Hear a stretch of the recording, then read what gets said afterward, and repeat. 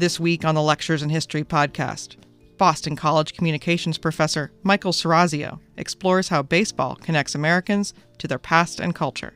The game was born on June 19, 1846, at the Elysian Fields in Hoboken, New Jersey, where the New York Nine beat the Knickerbockers 23-1 in just 4 innings, a game historians consider the birthplace of baseball. Professor Serrazio's latest book is The Power of Sports, Media, and Spectacle in American Culture. It examines how sports reflect and shape American life, from journalism and politics to commercialism and gender. And a note to our listeners, with the academic year now wrapped, Lectures in History will pause new episodes until September. Over the summer, we'll revisit some of our most interesting past lectures and other history-related content. This episode was originally on the feed in October of 2024. Professor Serrazio's lecture begins after this. Great. Awesome. Welcome, gang. This is a different setting for us. But I hope you guys have had a wonderful week. We're going to dive right into the material today because we're going to try to keep it to about an hour. Conversation today is going to be all about baseball, and the chapter that I had you read for today had quite a lot of material in it. We will try to break down, as always, the sort of most important themes and the most kind of relevant details that we're going to try to emphasize here today. As usual, we'll start off with some teaser questions. Such questions as, did the pitch clock destroy baseball's soul, or did it save it? Why are baseball players the most superstitious weirdos of all athletes across the spectrum of sports? And is the game of baseball still relevant nowadays, or is it past its prime? Some of those readings, some of those shorter pieces that I had you read, were certainly trying to ask that question about how does baseball maintain its relevance in the current moment. But as is often the case, I want to start things off by a little bit of conversation and brainstorming. I want to open with a very particular question, and feel free to take this in any direction that you like. Does baseball seem old to you? If so, yes. If why? If yes, why? If no, why not? Yes. I'll say yes, because when you think about like some of the best baseball players, you think back like 100 years ago, like someone like Babe Ruth, Mickey Mantle, Ted Williams. But if you're thinking about like football or basketball, I don't think you're really thinking that far back. Maybe you're going to like the 80s or 90s, but with baseball, I feel like you can date it back so far. So it makes you think it's a lot older. So the stars come more from yesteryear than the present moment. Other folks on this question, does baseball seem old? If so, why? If not, why not? Other impressions on just your gut impression. Does baseball have an old feel to it in some way? Yeah? I think yes, because of the stadiums that are still standing compared to other sports that have newer stadiums. So these sort of architectural monuments have a place in history in some way. I saw another hand over here. Yeah? Yeah, I was also going to say yes. I thought kind of fan base wise too, there are a lot of not to say that all of baseball has an older fan base, but I think more than most sports it does. The generational pool is bigger there. Absolutely. In fact, we're going to get some data a little bit later in class just precisely about that. Yeah, there's a way in which the core idea of the Mandelbaum chapter that I had you read for today is the idea that baseball is intimately connected with the past, that it returns us to an earlier, simpler time, that it's very backward looking. And so the question becomes, why is tradition so bound up in baseball? And Mandelbaum offers us as a starting point the notion that baseball evokes both childhood and 19th century life as well, right? Why does baseball in particular evoke childhood? Let's take that first one, right? Why and how is baseball intimately connected to childhood in a way that other sports are less connected to childhood? Well, let's tease this through. Yeah, go ahead. Well, going off our discussion the other day, there are plenty of movies that feature children as the stars in these baseball films. And there aren't really those in football or basketball. I mean, basketball you have like Mike, but football not really. Doesn't have the same kind of meaning as a baseball child's movie. All right, so Hollywood has cast baseball with a childish face, right? And that could be one reason, right? But let's think about this as well. Yeah, what do you got? We talked a lot about like the feeling of nostalgia in baseball for children and for adults, and so I think most of us in here probably played t-ball or something, or little league of some sort, and even if like that's not the sport we eventually go into, we have some sort of experience around it when we're younger. Absolutely. And what time of year are you playing baseball as a child? Like the spring, summer, like warmer months. Why would you be so nostalgic for summer? Why, as a child, is summer better than other months of the year? No school. There's no school, right? What is better than a time of year without school, without work, without the routines of the sort of expected daily life, right? And so there's a way in which baseball is connected to that time period that lacks responsibility, that lacks those kind of imposed disciplines of school, or perhaps the working world is a little bit lighter in summer. Baseball is also, according to Mandelbaum, intimately connected with the 1800s and 19th century life. Baseball is born at a point in history when a way of life is largely disappearing from professional, or from the experience of most people in the United States. As we talked about a few times this semester, the 1800s were the period when the Industrial Revolution kicked in, and a society that had been more rural, more agricultural, more traditional began disappearing, right? In other words, the Industrial Revolution was transforming the world, and the frontier was disappearing, all that which the frontier stood for in terms of the American ethos and the American way of life, these wide open spaces. And all of this traditional agrarian farming experience is disappearing from people's lives and people's jobs. And it is at that moment that baseball comes into existence. And so, according to Mandelbaum, in a very kind of clever analysis that he does in this chapter, it is the case that baseball has a bunch of different features that, if you look at baseball, you can see all of these dimensions of ancient life, of agrarian life, of a life before the modern world came into existence. And let's tease out some of those different dimensions that he identifies here. One major difference between baseball and the other major team sports was that for more than 100 years, there was no clock whatsoever in the game. Now, of course, that changed last year. We'll talk about that in a little while. But why would it be the case that a sport not having a clock in the way that football has a clock, in a way that basketball has a clock? Why is that? Why would that feature of baseball take people back to a pre-modern era, take people back to the era of agrarianism? It kind of occurs at its own pace. Like there wasn't rules saying like move faster, move slower. You could kind of go however fast or slow you wanted to. It's slow, it's leisurely, right? It takes its own time. Traditional society would have been the same way. Like people were not nearly as rushed as you are nowadays. People are not nearly as driven by the clock, right? Slaves to the clock. We've got to get out of here at a certain moment in time because that's what the clock and the schedule dictates. Baseball, for more than a century, did not operate at that pace. And that contrasted it with the sort of rush. Football is an intensely rushed game. You guys watch football? Are you just on edge the whole time, right? Because you're like, oh my God, there's like multiple clocks happening at once. And like, are they going to beat the clock? Baseball chills you out. Baseball takes you back to that kind of agrarian pace of life. It's leisure. It's unhurried in this way. Baseball also follows the natural cycles of the agrarian world. What do we mean by that? Well, a couple different facets here, right? First of all, baseball for most of its history was played during the daytime. For most of human history, you could only do work when the sun was out. Electricity is a relatively recent invention in the course of human history. And similar to how humans had done work for most of human history, baseball did its work during the daytime as well.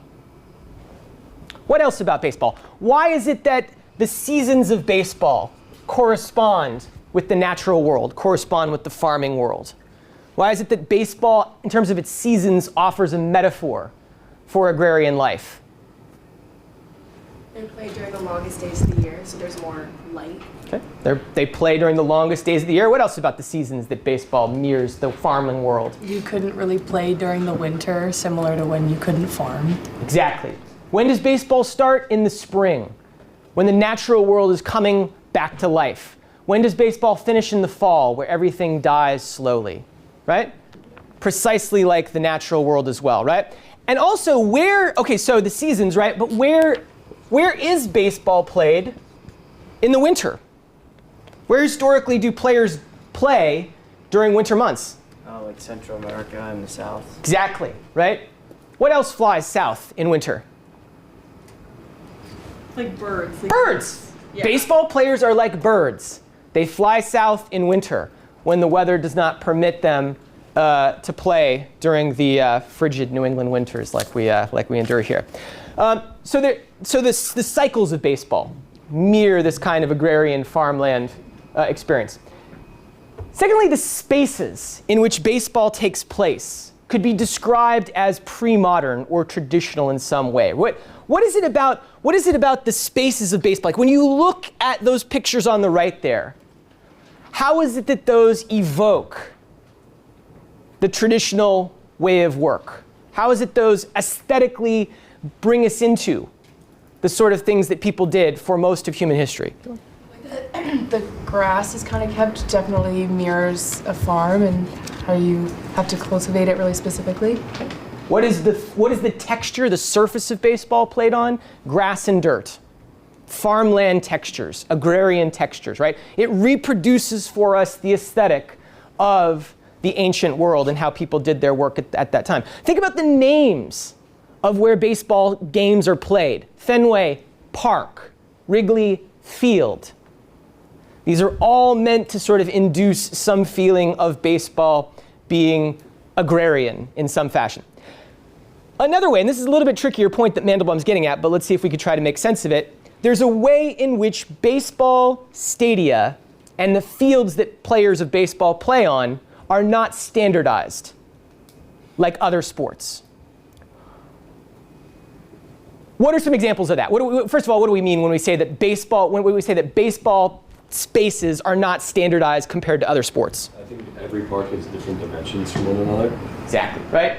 Every park has different dimensions. Certain parks, like here in Boston, have a giant wall in left field. For a period of time, the Houston Astros were completely insane. They had a field in the middle, and they had a hill up in the middle of center field.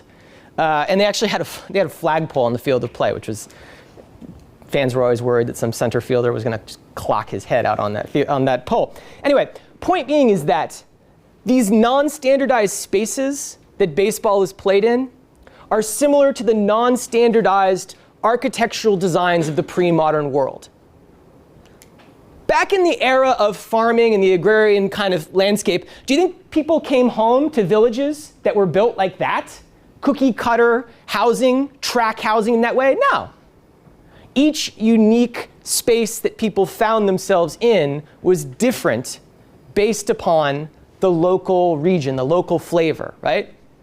Baseball mirrors that as well, right? Baseball is unique in the way that pre-modern spaces were unique as well.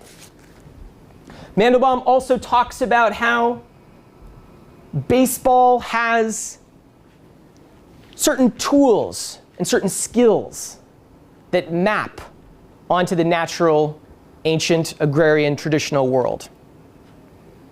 What are the tools of baseball made out of? You said wood, right?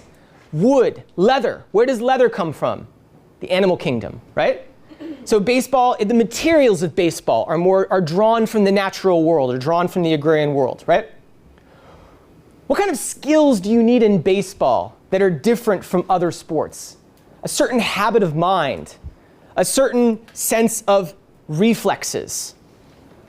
You have to have just think about the basic motion of baseball, right? Like this motion here. When in human history would have been useful to have been able to do that motion in particular for your own survival? Like what point in human history? Why should human beings need to have done that? Like spearing an animal for hunting and food. Precisely, right? That motion of throwing that is essential to the play of baseball also happened to be essential for human beings to survive during the hunter-gatherer era. So baseball is a game of technique in that way, right? It's a game of it's more of a game of skill than it is physical combat, as is football, which we'll talk about in more detail later in the semester. Baseball is also a game of tremendous hardship and superstition. Why would that reflect the farming era? Why would that reflect the pre-modern era? Because during the farming era, there was a lot of natural sort of events and disasters that you couldn't control, and there's a similar sort of lack of control in baseball. Droughts, floods, all kinds of terrible things that, plagues that happened to people in the natural ancient world, that you couldn't understand why these things happened. There was tremendous hardship. There was tremendous failure, right? Failure and scarcity is the natural condition within baseball. Think about the absolute best hitters in baseball. They get up and they attempt to do something, and the best ones fail 7 times out of 10. The absolute best players in baseball fail at the thing that they're trying to accomplish 7 times out of 10. What kind of a mindset do you need to have? Like, what if you came into all of your classes and you thought, if I try as hard as possible on this exam, the best that I can do is get 30% of the questions right? What kind of a mindset would you have to cultivate? If that is the thing that you're facing in everyday life, how do you cope with that? What kind of a mentality? What kind of a mentality do you need to cope with a landscape of such hardship, such scarcity, such failure? What do you need to have? What kind of a baseball brain do you need to have in the face of that hardship? Somewhat of like a religious standpoint, in a sense, that you can, fall back on and you can almost not blame yourself for the loss. You can blame some other entity or some other force. Something religious, right? Something deeply superstitious in some way, right? And we read this a little bit earlier in the semester when we read the article by Melch about how within baseball, particularly in the realm of hitting and pitching, there is tremendous superstition to go around. Fielding, not so much. Fielding, you should get right. You shouldn't fail at fielding. Pitching and hitting, it's a wild card, right? And this clip here gives us a little bit of a sense of precisely how much superstition there is within baseball. Let me cue it up here.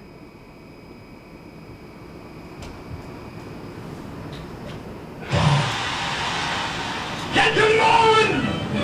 Towards the pitcher's mound. I don't know, this game will kind of drive you crazy. So sometimes you need something that take you off the game a little bit. People will go with something that they think it works for them. There are just some odd stories around ball. I wear the same underwear, same shirt, same socks. If we win that night, I'll wear it the next day. I use the same pen to make the lineup out. I don't like new things. I wore the same helmet that I wore in the Yankees and had it painted as an angel for 2 years until I finally broke it. Most of them revolve in the bathroom, like what kind of shampoo, which way I wash my hair, where I brush my teeth, which hand I brush my teeth with. It's a long day for me. Superstition with the number 3, so I try to do things revolving around the number 3, whether divisible, multiples, everything usually is in 3s. Larry Walker, make it 3! Wow!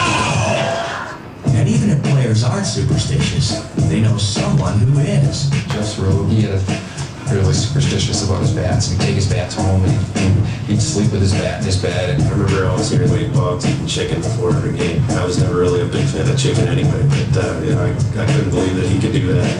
Find me some chicken. Jay Bell, I think he probably played with the same glove for about 15, 20 years or so. When Mike Gouge was in LA, always had to go comb his hair and put hairspray in the guy's catching. I'm wondering, what the heck is that? Raul Mondesi is the most superstitious player I've ever seen. He'll take the same steps back to this glove, and he'll count them. If he gets them wrong, he'll do it again. One of the nasty superstitions that the guy might have is when they wear the hats that looks like they're gonna get up and walk away. Don wasn't had a hat, but I'm telling you, I think the thing moved by itself. I believe it was the most gross thing you ever want to see. Whatever it takes, that's what I say. And it stinks like you wouldn't believe. If you get too superstitious, it can really run your life. Nomar Garcia Parra takes it upon himself to be superstitious every single time at bat. Very unique routine when he steps into the batter's box. Nomar, if I had to do everything he did to get ready to play, I might be tired. I might miss the game. Very active. And I saw that. I saw that much. The gloves, pulling them down, and then the feet.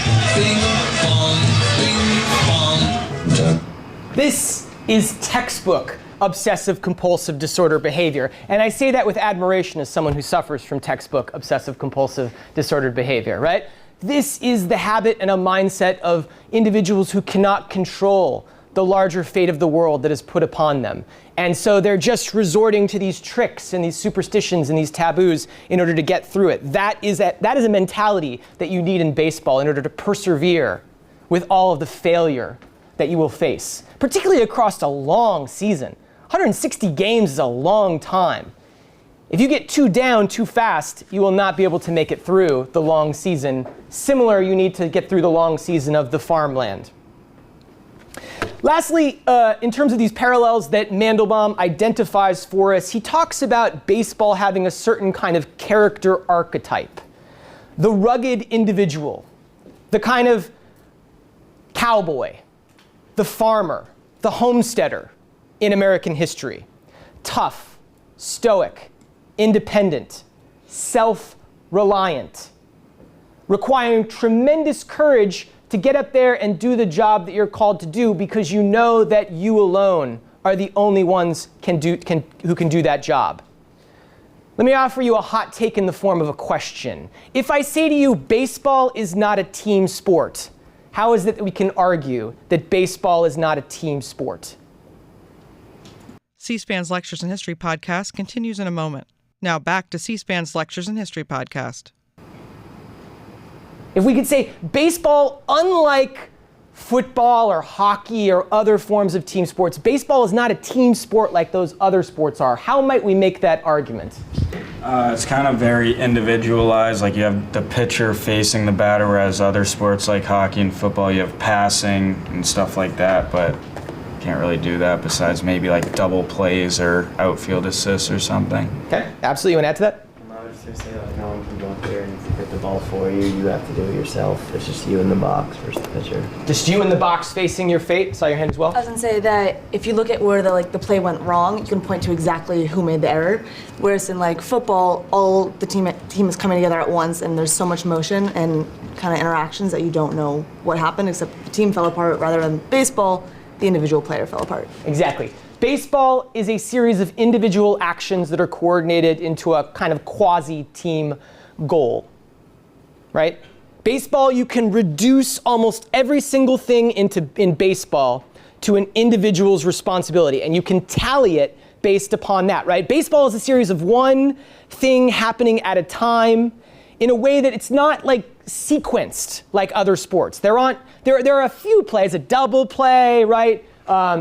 Turning a fly from the outfield, things like that, right? But baseball is not like football, right? Where it's like somebody needs to catch the ball, right? When the quarterback throws the ball, right? That's a team sport. Somebody needs to hit that block or else one player is, laid out on the ground. It's because of that baseball is the place that fantasy sports are born. Why would it be that fantasy sports are born in baseball? Because baseball is a highly individualized sport. Because you can tally statistics and attribute them to every single individual on the field of play, and that is precisely what you need in order to play fantasy sports. We're going to talk more about fantasy sports later in the semester. Does all this make sense? Any questions about kind of Mandelbaum's take about how, again, you can look at baseball and you can see the past reflected. You can see the kind of agrarian era reflected in all of this. All right, well, let's talk then about some of baseball's past more particularly, and let's go through some of what he has to say about the great age of baseball, right? Mandelbaum sees the kind of high watermark for baseball's popularity and centrality in American culture, basically in the first half of the 20th century, the first half of the 1900s. And there were a few aspects at that time that were introduced to baseball that enabled it to become the dominant sport that it was. And it really was the dominant popular American sport for that period. First of all, you had the building of stadia that were dedicated to the play of baseball within cities. We're going to talk about this a little bit more later in class because the evolution of what those stadia looked like over time and where they were located is highly consequential to the American story as well. But these stadiums became like a part of the city's identity, right? Like when people visit Boston, right? And they're like, well, what are the 5 things I have to see in Boston? People are like, Fenway Park. It's a cathedral. It is one of the central aspects that Boston stakes its identity upon, right? And a lot of these old baseball cities relied upon their stadia in order to make baseball a part of the urban identity in some fashion. Secondly, media are essential to making baseball popular. We're going to spend a whole week diving into sports and media later in the semester, but just we'll tease it a little bit here. When newspapers came into existence in the 1800s, they began covering baseball games regularly. That helped increase interest. That helped increase attendance. Radio was especially essential for baseball's popularity to skyrocket. Why would that be the case? Why is baseball so great on radio in a way that other sports, I'd say particularly like basketball and hockey, love them, absolutely terrible to listen to on radio? Why is radio biased, McKenna, toward baseball? Because it moves so slowly that you can individually identify like the player, the play, what's going on, that if you're just listening on radio, you can almost picture it like you are there. Exactly, right? Caitlin, you add to that or similar thing? I was going to say pretty much the same thing. Like if you were trying to explain a hockey game on radio, there's just no way you could get everything that happened. I love and I understand hockey quite well. It makes absolutely no sense what's going on when I try to listen to it on radio. Baseball, though, is a series of discrete individual actions that you can narrate orally in a fashion that's highly entertaining for people at home. And so baseball on radio becomes the background soundtrack to your summer. Becomes the thing that sort of weaves in and out of when you're going places. The storytellers of baseball, the radio announcers of baseball, become the voices that put you to sleep as a child. And so it is the case that really baseball has become very dependent upon radio, and it launches baseball into its kind of first superstar era of Babe Ruth and the New York Yankees. Babe Ruth, whose name transcends not just baseball, but sports as well, is obviously the single most important player in terms of the history of the popularity of the game. He gave us the home run, right? He didn't invent the home run, but his technique that he approached at the plate. Before Ruth and before this era of baseball came around, players would choke up a lot more on the bat. Babe Ruth took much more of like, I'm going to treat this thing like a golf club, right? I'm going to choke down on the bat, and I'm going to swing for the fences in this regard, right? And the home run became essential to baseball's popularity. Why? Why would the home run as something that can happen within the context of the game be so important to inducing popularity for it? In a game that's otherwise slow and deliberate, it's an explosion of excitement in a matter of seconds. Okay, so it's an instant explosion of energy and excitement that happens in an otherwise languid, sort of sometimes soporific type game. It also highlights the individuality of the player because there's nothing that anybody else can do to stop it from happening. Okay, so it's again, it goes back to that individualized quality that baseball wants to emphasize, right? That single individual hit that home run. Other ideas here. Why in particular, bless you, why in particular would it be the case that relative to other things that can happen in the course of a baseball game, visually, the home run would be such an enticing possibility for audience members? Well, because I would say maybe like 90% of the other balls hit are just grounders or just pretty short bunts. I mean, just nothing. And whereas a home run can actually go out of the park if you want to. Okay. Yeah. It's visually declarative in that way. What else? I was gonna say it gives fans like a direct moment of engagement with the game by like looking at the ball and trying to catch it. Okay. So so suddenly there's this moment in which the ball is coming into the field of play of fans, right? It's an opportunity. It's fans feeling participation, Fans feeling engaged in some way. And also, the home run is a visual question that gets launched into the air. Will it sail over the fence or not, right? Every time a ball is hit that could be a home run, baseball is creating dramatic narrative tension. It's a question mark that's launched into the sky. And when it comes down, you have an answer. Success, if you hope the guy hit the home run, or failure if your team is in the field at that moment in play. And that is visually profound for every single person in the stadium. Like when you're up in the cheap seats, which is where I prefer to buy my tickets for baseball games, I can't see the strike zone. I can't see if a pitcher is painting the corners of the strike zone. There's such nuance on something like that, whereas the home run is something that is visual to all across the arc of play. Ruth pioneered the home run as a key technique, and of course, along the way, he became a kind of celebrity figure. He pioneered, in some ways, the celebrity endorsement profile for sports athletes. And he made the Yankees a dominant team to the point at which people referred to the Yankees as a dynasty. Where does that term come from? Where else do we hear dynasties described outside of the realm of sports? It's how we describe Chinese kingdoms of ancient times, right? The Han Dynasty, the Song Dynasty, the Yankees Dynasty, right? Attributing again with the past. Baseball, along the way toward this popularity, very much tried to embed itself in American identity as well. Now, how did it go about achieving this? Well, on one hand, baseball was the first popular American team sport, right?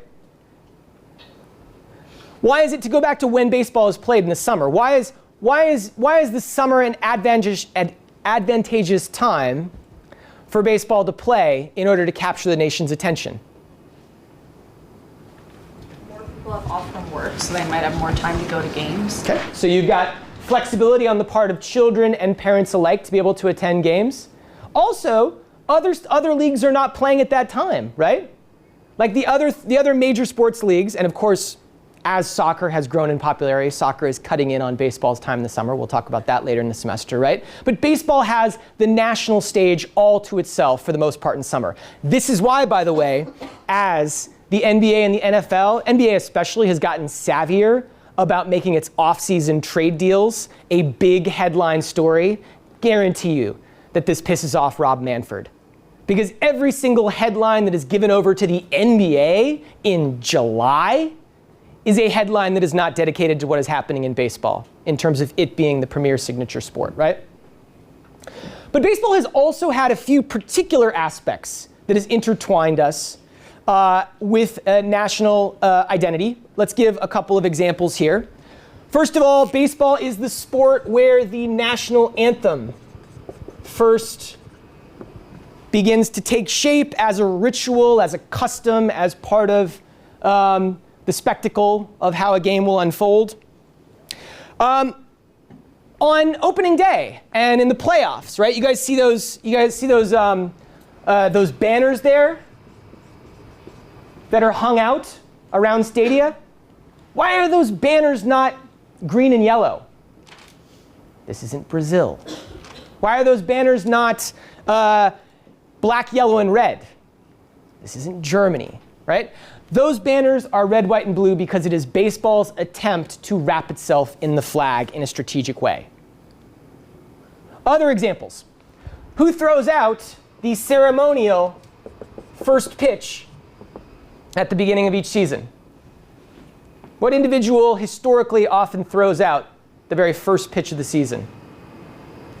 The president. The President of the United States. This actually began about 100 years ago with I believe it was Taft was maybe the first one to have thrown out, right? Baseball is also the first sport that begins to welcome the champions to the White House every year. Shout out BC lacrosse team. I saw them bumping on my Instagram feed on the White House lawn. Love to see that. And finally and famously, baseball is a sport that during World War II continued to play. Why? Because FDR explicitly wanted the game to go on because it was such a part of the national fabric, because it was such, even though players did join the military during that time, the sport should keep playing, according to FDR. And in terms of the single kind of most consequential baseball player of all time and how essential he is to the American narrative, you have to include the story of Jackie Robinson, of course. Jackie Robinson's number 42 is retired across all of baseball. No player in baseball can have that number. Every spring, I believe it was in April, they've got a big Jackie Robinson Day where the sport is celebrating Jackie Robinson. I want to show you a clip here that narrates some of the background on how Jackie Robinson came into the league. And here's the question I want to ask. Watch this story of Jackie Robinson in a similar way that I've asked you to watch other clips before in this class.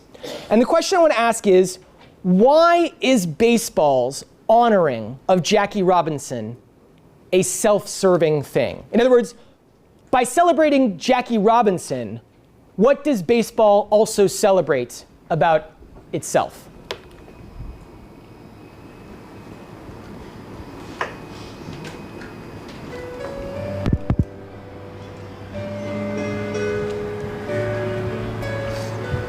The South wasn't the only place in America that was segregated in the 1940s. Though the rest of the country wasn't as blatant about it, separation and racial prejudice existed there too. And when it came to the national pastime, baseball, there were the major leagues, the minor leagues, and there were separate Negro leagues for ball players of color. White major leaguers played in fine ballparks, traveled first class, and slept in decent hotels. Negro leaguers had no ballparks of their own and usually got lower pay.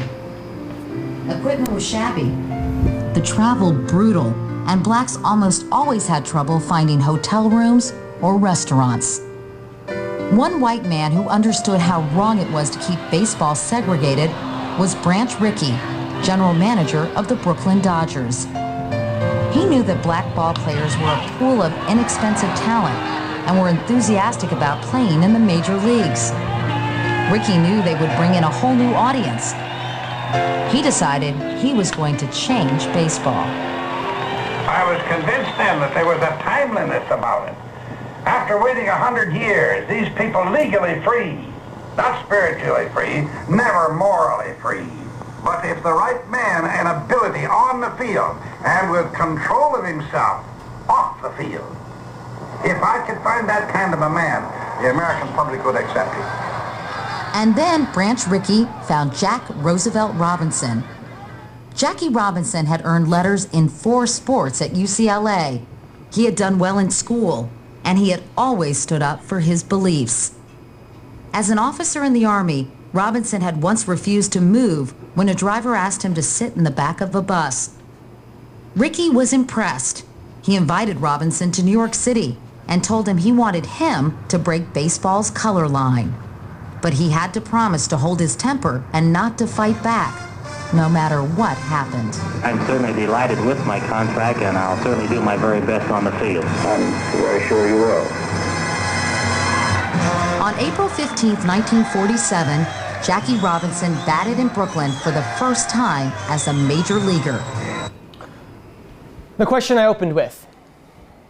By celebrating Jackie Robinson, what is it that baseball is celebrating about itself? Like, why is...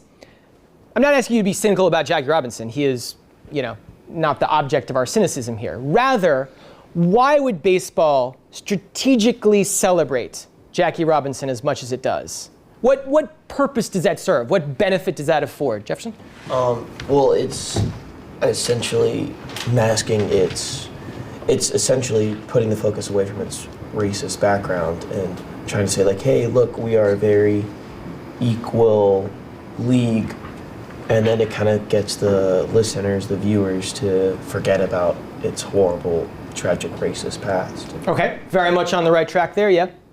Like a white savior complex in the sense that one coach saw his potential and broke racial boundaries and cast the MLB as like the saviors. Okay, it pats itself on the back in a kind of savior type fashion. Yeah, part of what baseball's doing when it celebrates Jackie Robinson is it's creating an equation, a branded equation for itself. And that equation says baseball equals civil rights.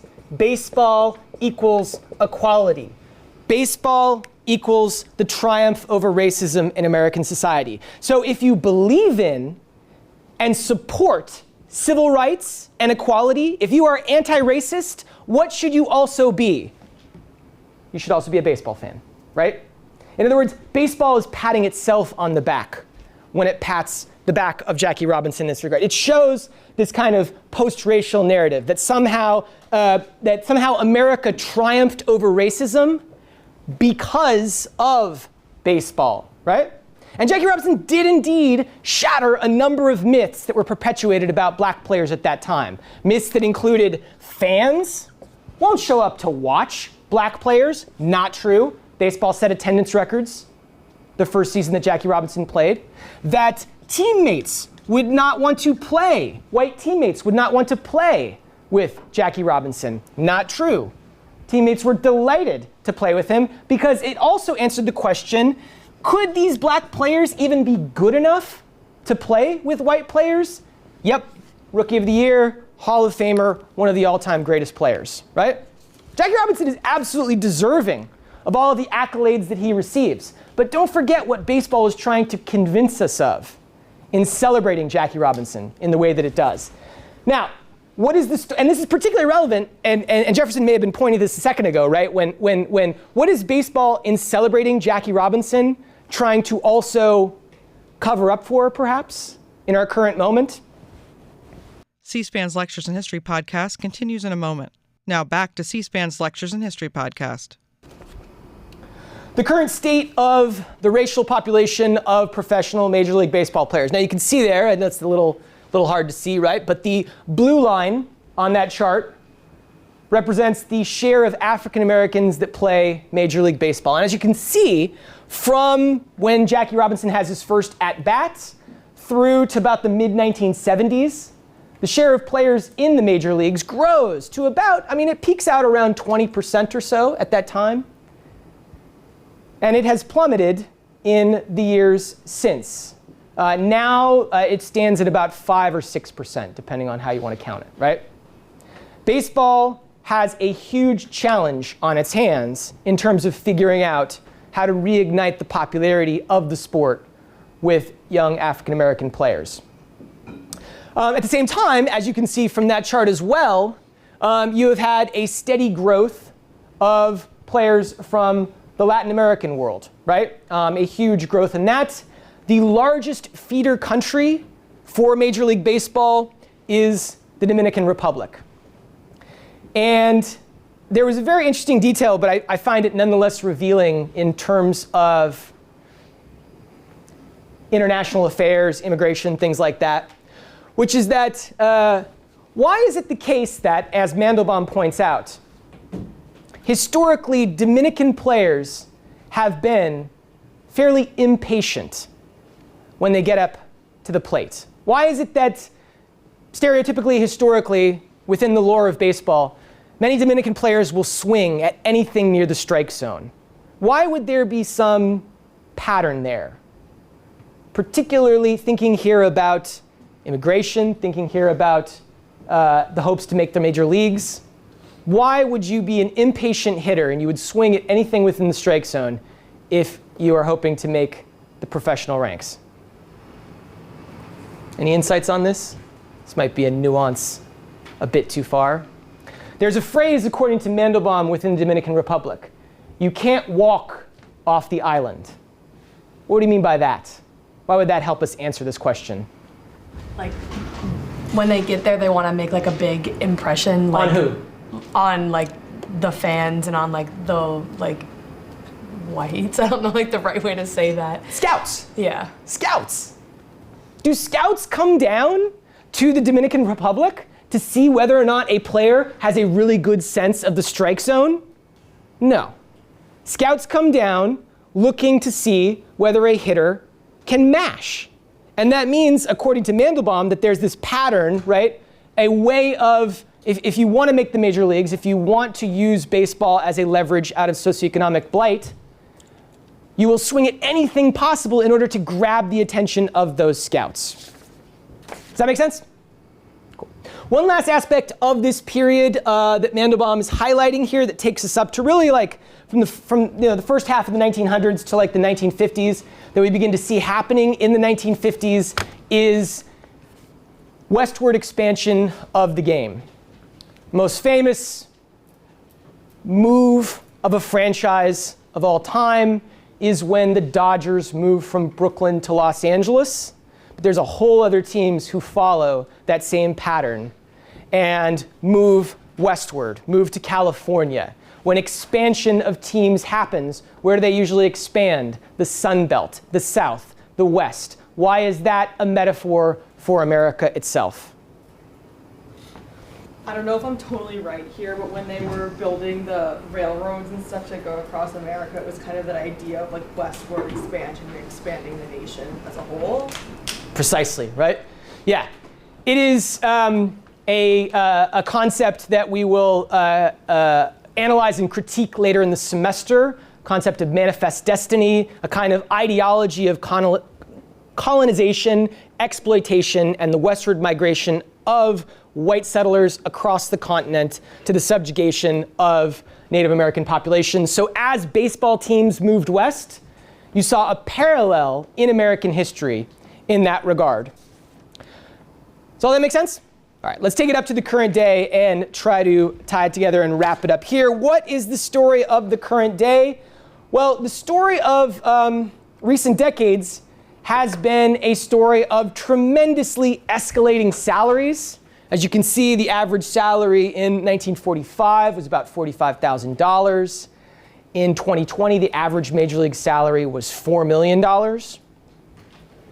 And in tandem with that was also an uptick in labor unrest, strikes, lockouts. All of this is possible because baseball, up until the 1970s, baseball, as was mentioned in the reading, had something called the reserve clause in terms of the legality and policies of how baseball plays. Short version of what the reserve clause was basically that up until the 1970s, owners had total control over where players played. There was no such thing as free agency up until the 1970s. The owners, by virtue of this reserve clause, could basically trade and dictate where players would play. Owners had all the power because of the reserve clause. Workers had none of the power in this dimension, right? And it has been the case that players in the 4 decades since have grown to be by far the most powerful union in professional sports. The Major League Baseball Players Union is without question the most powerful labor force across the major team sports. So that's one pattern that we've seen in recent years. A second pattern that we have seen is a pattern of offense rising and falling and rising and falling over time, right? What would be some factors, right? I mean, the details, I just put that chart up there so you kind of get a sense of how the number of runs per game has gone up and down over time. What would be some factors that would have contributed to that over the decades that would either have increased the average scoring in baseball or decreased the average scoring? What might be one thing? Steroids. Steroids are absolutely a factor in terms of increasing the runs scored. In the 1990s, baseball thought that the way to win fans back after a devastating strike and canceled World Series was more home runs. And that was when the steroid era took shape. Other things that would impact how many runs are scored per game. This is pretty recent, but you had the crackdown on spider tack, rosin, sunscreen, like for pitchers to spin the ball more. Absolutely, right? So you've got various rules on what pitchers are allowed to do in terms of their equipment and whatnot. What else? Like the balls and bats that they use. I remember I think it was like 2017 to 2019. They had like the juice ball era, they would call it, and then they switched the balls, and maybe it was 2020, 2021, and you kind of see a decrease in runs and distances of balls hit? Absolutely. What is the equipment itself made up in some way, right? Will impact the offensive scoring in a given context. I saw another hand, yeah? You have the pitch clock now. Absolutely. Well, I'm going to hold on that for a second because I want to talk in detail about some of those changes that were made. That's from the last year. So yeah, absolutely, right? What about, think about positions. What position in baseball would be essential to whether or not offense increases? The pitcher, like the new changing rule of the pitcher doesn't need to hit. Exactly, and the pitcher is substituted by? The designated hitter. Exactly, right? Why is the designated hitter an absolute moral catastrophe in baseball? Why is it that the designated hitter goes against the core ideal of what a baseball player should be? What is unique about most baseball players compared to, say, football players? They play offense and defense. Exactly. To have a player whose only job is to play offense is a moral catastrophe. Designated hitter, here's Serrazio's hot take interlude. Designated hitter is a terrible, terrible idea. It cuts against the core of what a baseball player should be and do, which is that you should be on both sides of the field, right? You shouldn't just chill in the dugout while your teammates are out there either pitching or fielding, right? Yeah. Other things that we could identify here, right? This goes a little bit off of the rules of the pitchers, right? Let me see if I can spell this right. On the strike zone, right?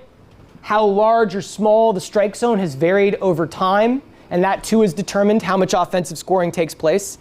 The introduction of artificial turf, a modern innovation, has impacted scoring over time. Someone mentioned steroids already. And one other thing, which is expansion. Here's an odd question for you. Why would it be the case that when the league adds expansion teams, that would increase the number of runs scored? There's an odd correlation there, which is that for some reason, whenever the league expands and more teams are added, run scoring goes up. What could possibly be the logic there, do you think? Maybe that they're completely new strategies and no one has seen these teams before, so they're unprepared for the way they play. Plausible. Other theories on this? Probably because the expansion draft would even out the worst teams and the better teams to create a more balanced playing field. Okay, true, but then the even playing field would probably even out on the scoring as well, right? For some reason, I don't know why, we've got some softball and some baseball players in here, maybe they know why, there are more good hitters in the world than there are pitchers. And it's the case that, again, when you dilute the league and you dilute the number of pitchers, you just wind up increasing offense as well, right? It's a very curious fact of that, right? A couple last things before we wrap up here. Talking quickly about the design of the stadia that baseball games are played within. These are very symbolic in many ways. Because what is the baseball stadium? It is a garden in the midst of a city center. It is the rustic in the midst of an urban landscape. It is a place where people in these big, crowded, noisy, bustling cities can feel the countryside, can take people back in these urban spaces, these urban modern places. It can teleport people back to a kind of agrarian landscape, being out there in nature, being out there in the open. And there have been three kind of main eras of stadium design throughout baseball history that I just want to identify for you here. The first era, baseball parks were designed in the middle of cities, and they were built around the obstacles in those cities. Do you guys ever look at an overhead view of Fenway Park, right? It is plunked down in a way that could this baseball design have been plunked in the middle of Fenway? No, you're shaking your head. Why not?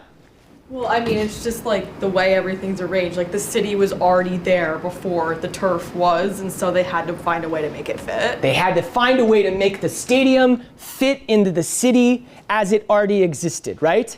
And so what that created was these very cozy, intimate, I mean, like a game at Fenway, right? Like, I mean, the seats are uncomfortable and tiny. Human beings were smaller 100 years ago than we are nowadays, right? And so there's a way in which it's very cozy, it's very intimate. People are thrown together in a kind of, jostling way. You walk to the park, or you take public transit. I don't know, last night I was picking up my wife at BU, and I don't know why it like routed me right down Brookline Drive or whatever, right like at like 6:30 before that. I was like, come on, like why are you doing this to me? Anyway, it's really not an interesting anecdote at all. But it's the case that like these stadiums are plunked down right in the middle of cities, right? So that it has to work around the city in this way. And so there's a sense that like people going to the games are going to just encounter a bunch of strangers on the way to the game, walking to the game, walking from a bus or a subway, right? That's the first area of baseball. The second area of baseball gives us those stadiums in the middle, the 1960s to 1980s, right? This is when stadiums got big. They got modernist. They got cookie cut. They all look the same, right? Like look at all those different ballparks, and there's not that much difference to them. There's an ocean of parking lot that sits outside these stadiums. These stadiums were not put in the centers of cities. They were put more on kind of the suburban edges, right? The expectation is that people would drive to the games. Not coincidentally, it is the case that this is the era in which suburbanization takes hold. There's flight from the inner cities. Baseball stadiums map onto that pattern of American history, right? Domes. Baseball should never, ever be played inside. All those dome stadiums, there's few of them nowadays, but like the Tropicana Field in Tampa is an absolute moral catastrophe as well. Baseball should never be played inside. Why? Because it stands for the agrarian traditional era in which people experienced life, right? And then lastly, there was this huge change kicked off by that stadium on the top right. Camden Yards in Baltimore kicks off a renaissance of baseball stadium building where all of a sudden the stadiums are new, but they're made to seem old. The design of so many stadiums, almost every single stadium with an exception of one that's been built since 1992 when Camden Yards kicked off this trend has been completely new, but has been meant to seem old-timey. All of these new stadiums also are put right in the heart of downtowns, right? So there's a kind of downtown rejuvenation that's been happening since the 1990s. Does this make sense? What I'm saying is that like baseball, where they put stadiums, has mirrored urban development and where cities and how cities have sprung up and taken shape, right? It's symbolic. We've gone from the city to the suburbs, back to the city again. Does all that make sense? Cool. One last thing before we finish on the day, which is what is the story of baseball nowadays? Well, according to 2 short readings that I gave you by Mahler and DeMaus, they identify a few aspects that baseball has had to worry about in the past 10 to 20 years. Ratings, especially ratings at the national television level, are way, way down. The World Series does not nearly draw as many eyeballs as it used to, and it's not even close compared to what the NFL playoffs draw. My God, I just saw the data on this first weekend of the NFL season. NFL games averaged 20 million viewers per game for the first game of the season. Baseball could only dream of getting 20 million for the World Series. Baseball is not the center of the national conversation as it used to be. There's long been a worry about pace of play. This is something that we're going to talk about in a second, induced some of the changes that were made. There's a worry about fan age, right? Somebody said this earlier, right? The fan age is much older in Major League Baseball. You are correct. I'm going to give you a sense of what those numbers look like. The average fan in Major League Baseball is 57 years old. The average fan in the NFL is 50 years old. The average fan of the NHL is 49, and basketball has the youngest average fan? 42. If you're Rob Manfred, this keeps you up at night. How do you make the game relevant and popular again? How do you try to compete with other entertainment that's out there? How do you make baseball compete with TikTok? How do you format it for those kind of viewing expectations? How do you market superstars? Why is it the case that no one would recognize Mike Trout outside of Orange County? That's not good for baseball when your number one superstar is anonymous nationwide. And the economics of it. Every season in April, there's at least, within 1 week, there's at least 5, 6, 7 teams that are eliminated from playoff competition because they're not even trying because of the economics of the sport. Baseball tried to rectify all of this with a few rule changes that it made in 2023. It banned defensive shifts in the hope that you could try to get more ground balls through the infield. They tried to reduce the number of pickoff attempts that were allowed in the hopes that you could get runners to steal more bases. They also increased the size of bases in the hopes that you could increase more stolen bases. And the biggest change in baseball history is the inclusion of the clock, right? All of these things that were introduced in 2023, baseball traditionalists and purists said, you're cutting the heart out of the game. To which baseball said, guess how many minutes we shaved off the average game? When these rules were instituted, baseball cut the average game by a half an hour. That's a much more competitive entertainment product in terms of people's attention nowadays. Nobody has the attention to watch a 3-hour-plus game. Why is it that baseball matters? Let me leave you with some parting thoughts from one of the greatest documentaries made of all time, Ken Burns' Baseball.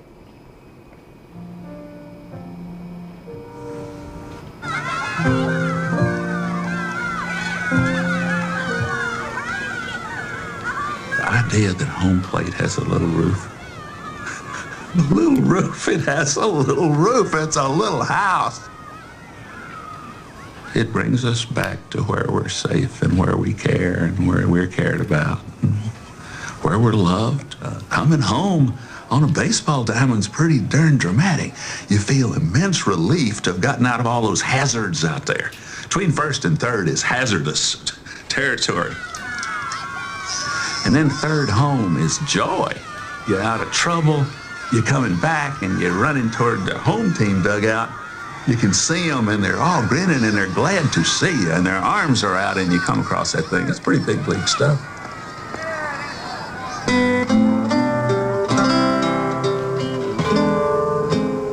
It's passed along from parents to children. My father was a football fan, but my mother was a baseball fan, so I went to ball games with my mother. She passed along her sense of the game. I'll pass it along to my son. It is a family heirloom. It is America's family heirloom because it goes back so far. But the thing that's most important about that is that we respect the people of other generations in baseball, perhaps more than we respect other generations in other fields in this country. We've been called a disposable society, but we don't dispose of Babe Ruth. We don't dispose of Walter Johnson. We treat them as though they are equals and contemporaries though they're dead. That's a very special thing to hand on to children.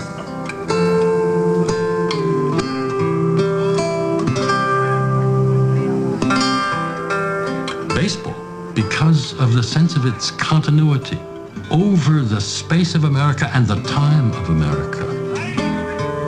This is a place where memory gathers.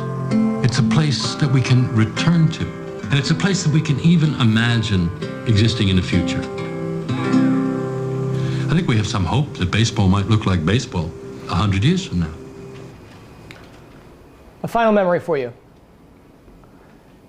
It was May of 2020. The world and the world around me had completely locked down social distancing, social isolation. It felt as though, I don't know if it felt like this for you guys, it felt as though the world as we knew it was coming to an end.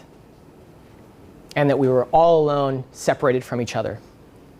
And I remember in May or June of that summer, taking a jog because that was one of the few things that we were allowed to do safely. And over near Cleveland Circle where I live, I happened upon a field where some children were playing, had restarted and started playing their Little League season. My daughter was not even, playing in this game, and I broke down and I wept. Because in that moment, I had some sense that despite the death and the tragedy and the devastation that was all around us, something from our past was continuing onward in that moment. Something was not being lost. And in that moment, it gave me hope. And that's why I love baseball. For next class, if you would please take a look at that reading by Gutman. Very accessible. Give me your thoughts on the Canvas discussion board by 7 a.m. on Tuesday. Hope you guys have a fantastic weekend. I'll catch you all on the flip side.